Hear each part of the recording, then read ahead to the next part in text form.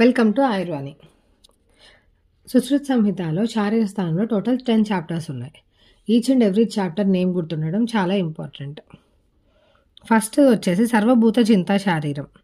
అంటే దీంట్లో మొత్తం యూనివర్స్లో ఉండే సర్వభూతాస్ అన్ని సబ్స్టెన్సెస్ గురించి ఒక ఎక్స్ప్లెనేషన్ ఉంటుంది.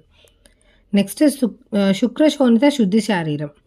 దీంట్లో మెన్స్ట్రల్ బ్లడ్ అండ్ సెమెన్ వాటి గురించి, వాటి యొక్క ప్యూరిటీ గురించి డిస్క్రైబ్ చేస్తారు.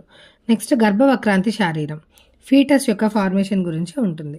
నెక్స్ట్ గర్భ వ్యాకరణ శారీరం, డీటెయిల్స్ ఆఫ్ ఫీటస్, అంటే ఒకసారి ఫీటస్ ఫామ్ అయిన తర్వాత దాంట్లో ఎలా ఫామ్ అవుతాయి, ఏ మంత్లో ఏమేమి ఫామ్ అవుతాయి అవన్నీ ఎక్స్ప్లెయిన్ చేస్తారు. నెక్స్ట్ శరీర సంఖ్యా వ్యాకరణ. దీంట్లో బాడీ పార్ట్స్ గురించి, ఎన్ని ఉన్నాయి, ఒక్కొక్క బాడీ పార్ట్ ఏంటి, ఎన్ని బోన్స్, మజిల్స్ అవన్నీ ఎక్సెట్రా ఉంటాయి.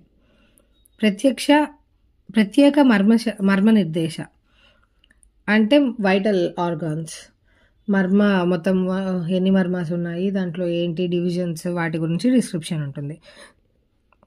శిరావర్ణ విభక్తి, వెయిన్స్ గురించి డిస్క్రిప్షన్ ఉంటుంది. నెక్స్ట్ శిరావ్యద విధి, ధమని వ్యాకరణ, లాస్ట్ వచ్చేసరికి గర్భిణీ వ్యాకరణం.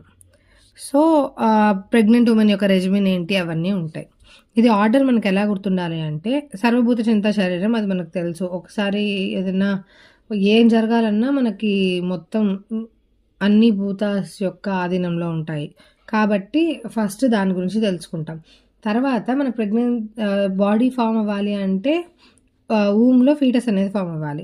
అది ఫామ్ అవ్వాలంటే ఏం జరగాలి, శోణితం యొక్క సంయోగం జరగాలి. దాని తర్వాత ఏమవుతుంది, గర్భవక్రాంతి జరిగిన తర్వాత గర్భ వ్యాకరణం గురించి నేర్చుకుంటాం. అది ఫామ్ అవుతుంది కదా ఫీటస్, దాని గురించి. తర్వాత బేబీ బర్త్ అయింది అనుకుందాం, పుట్టిన తర్వాత శరీర సంఖ్య దాని గురించి నేర్చుకుంటాం. తర్వాత మెయిన్ బాడీలో ఎప్పుడు చాలా మెయిన్ ఇంపార్టెంట్ ఏంటి, vital organs. So next chapter దాని గురించి. తర్వాత సిరాస్ గురించి, సిరా ధమనీస్ గురించి నేర్చుకుంటాం కాబట్టి సిరాస్ నేర్చుకున్న తర్వాత అక్కడే శిరావ్యద విధి గురించి చెప్పేశారు. తర్వాత ధమని వ్యాకరణం, దాని తర్వాత లాస్ట్కి ఇంకా మొత్తం ఇవన్నీ ఒక ఫ్లోలో వచ్చాం కాబట్టి మళ్ళీ ఫస్ట్కి వెళ్ళి ప్రెగ్నెంట్ ఉమెన్ గురించి, గర్భిణీ వ్యాకరణం నేర్చుకుంటాం. Thank you.